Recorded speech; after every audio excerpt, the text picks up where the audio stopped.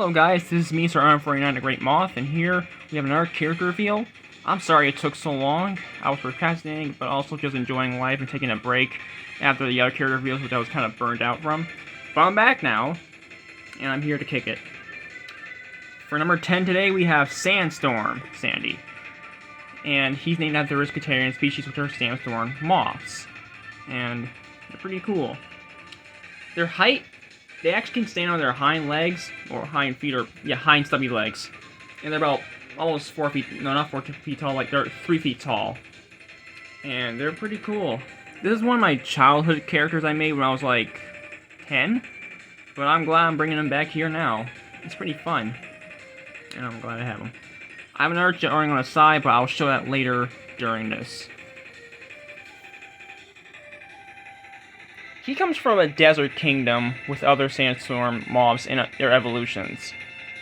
But instead of being fed hand and foot with his relatives, he wanted to just see the world and adventure out. And sandstorm mobs are very fast with their little stubby legs. I don't know how they are, but they are.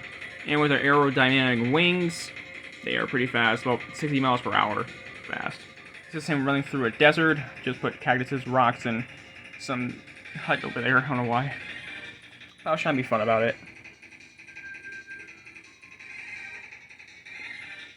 And one of Sandstorm's favorite foods is mushrooms.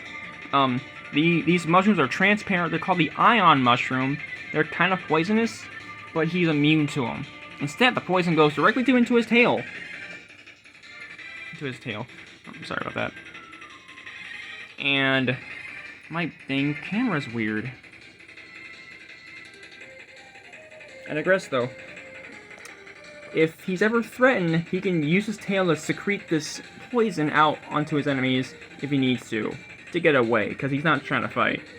Of course, he's very powerful, and I'll explain more of that later. He has a proboscis, which can suck up liquids, and two mandibles connect right in between each other to nibble down on small foods in case. He's a nice kid. He's a young one too. Starting in the stories, he was 6 years old. He has a nice personality. He's like a kid, but wants to adventure out in the world.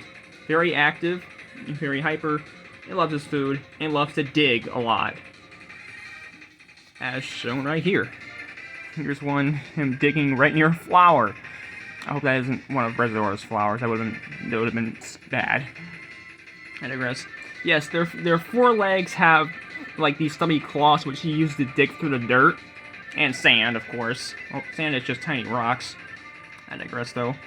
He's just giggling at this, but he just loved to do it, especially making multiple tunnels if he needs to. And just another way to explore the world by digging under the ground, because not many creatures can do that. Okay, there's probably a good amount of them. I'm getting off topic with that. I digress. One of his relationships is with Sierra Shine. He met her when she was just 10 and he was only 6, and they had a bit of a puppy love romance going on to the point it became a date, sort of. But this is when Sierra was young and she was recently out of her cocoon. During this time, Sandstorm actually not took care of the cocoon, but the sphere itself, which Sierra was inside, and would talk to her. It's unknown why he's so interested in that, but he just likes to.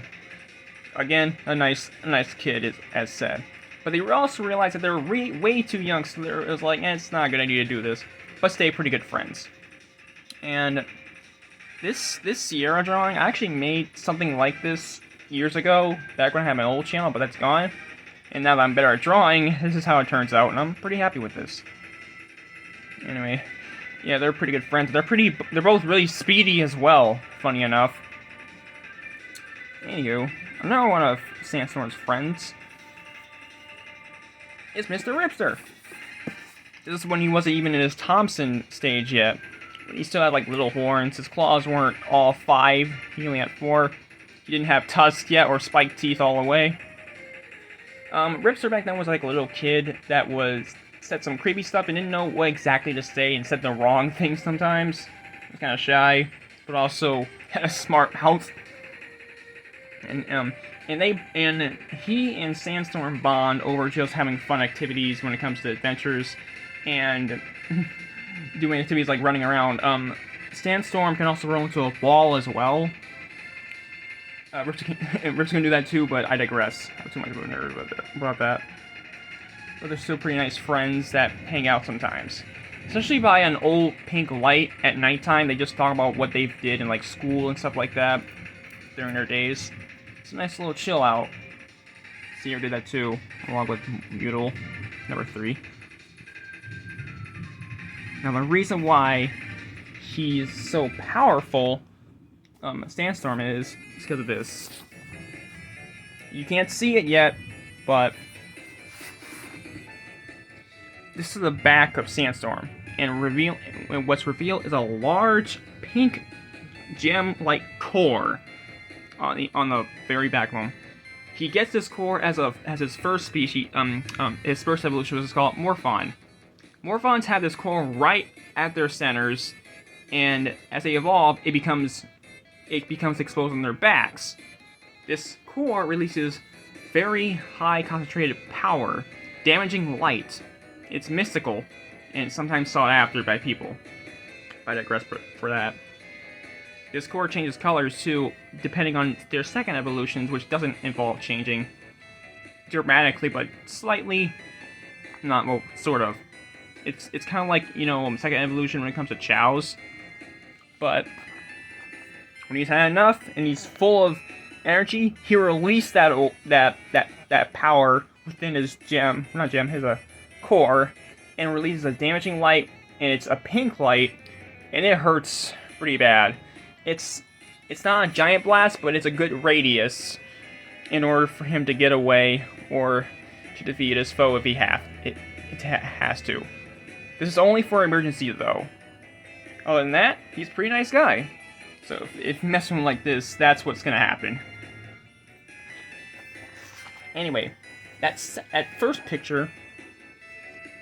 Here's him when he was getting a little older. His form was starting to change.